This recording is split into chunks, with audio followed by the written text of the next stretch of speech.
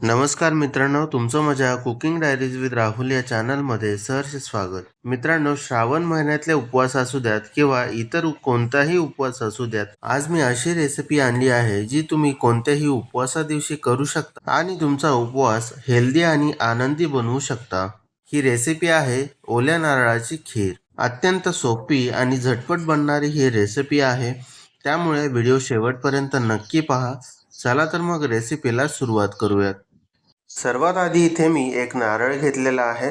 आता ओला नारळ फोडून आपण त्यातलं खोबरं अखंड बाहेर काढू शकतो का? तर हो.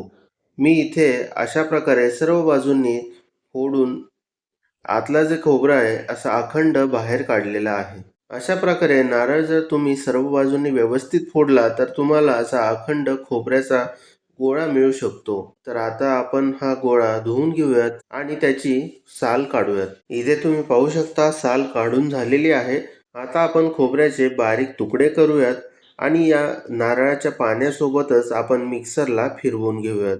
मिक्सरमध्ये घालताना खोबऱ्याचे शक्य होईल तितके बारीक तुकडे करा किंवा सरळ खिसून घेतलं तरी चालेल, म्हणजे मिक्सरमध्ये हे खोबरं बारीक होण्यासाठी वेळ लागणार नाही.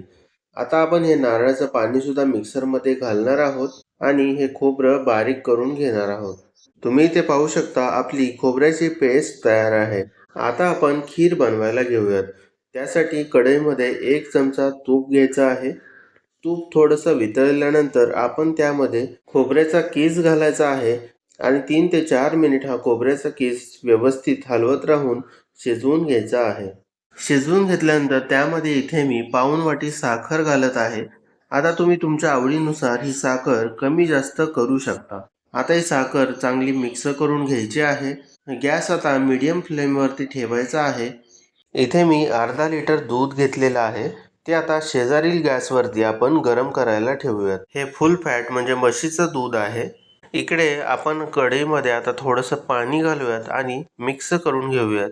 मिक्स करून झाल्यानंतर वरून झाकण घालूयात आणि 3 ते 4 मिनिट वाफवून घेऊयात. वाफवून घेतल्यानंतर आता साखर मिश्रणामध्ये व्यवस्थित मिक्स झालेली आहे आणि इकडे आपलं दूधही गरम झालेलं आहे. आता आपण हे दूध मिश्रणामध्ये घालूयात. तुम्ही तुमच्या गरजेनुसार दूध कमी जास्त करू शकता. आता दूध घातल्यानंतर सतत हलवत राहून हे जे मिश्रण आहे दुधामध्ये व्यवस्थित मिक्स करून घेऊयात. गॅसची फ्लेम एकदम लो करूयात आणि 2-3 मिनिट हे मिश्रण दुधामध्ये मिक्स करून घेऊयात. आता मी इथे थोडंसं केसर घालत आहे. हे पूर्णपणे ऑप्शनल आहे, तुम्ही घातलं नाही तरी चालेल. आता केसर घातल्यानंतर दुधामध्ये मिक्स करून घेऊयात, म्हणजे याचा कलर लवकर उतरेल. 2-3 मिनिटानंतर तुम्ही इथे पाहू शकता आपलं मिश्रण आता घट्ट झालेलं आहे. आता आपण यामध्ये काही ड्रायफ्रुट्स घालूयात. त्यामध्ये मी बदाम, काजू आणि पिस्ता बारीक चिरून घातलेला आहे. आता हे ड्रायफ्रुट्स मिश्रणामध्ये व्यवस्थित मिक्स करून घेऊयात. मिक्स करून झाल्यानंतर आपली इथे ओल्या नारळाची खीर तयार आहे. ही खीर तुम्ही कोणत्याही उपवासामध्ये खाऊ शकता. ही खीर खूप हेल्दी आहे. आपण ड्रायफ्रुट्स घातलेले आहेत, नारळाचा कीस आहे, दूध आहे, त्यामुळे ही खीर एकदम पौष्टिक आहे. ही खीर तुम्ही आवर्जून बनवून पहा. ही रेसिपी तुम्हाला कशी वाटली ते कमेंट करून नक्की कळवा आणि माझ्या चॅनलवरती नवीन असाल तर सबस्क्राईब नक्की करा. भेटूया अशाच एका नवीन रेसिपीसोबत. धन्यवाद.